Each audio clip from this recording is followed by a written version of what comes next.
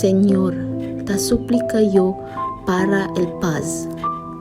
Purifica di mi vista para mirar paz. Purifica mi pensamiento para entender paz. Purifica mi corazón para amar paz.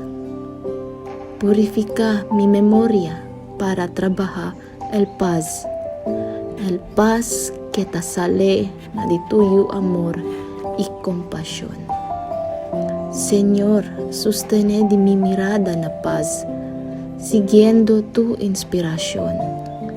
Mucho tu manera para mandar mirar el de tuyo presencia y amor para con el mga gente. Pero permanente el de tuyo manera, ta comunica tú con todo, ta cuida tú con todo.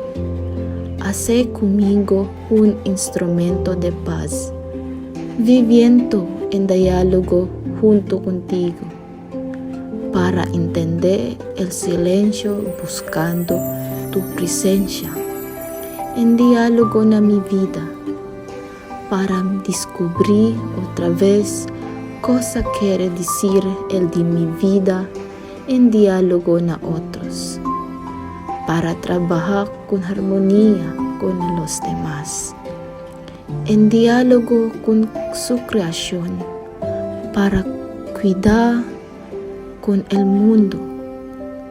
Dale conmigo, Señor, el coraje para vivir en diálogo, maskin entre división y conflicto, y para construir el paz con el todo el gente, con corazón sincero, quien te cree en de tuyo amor y compasión.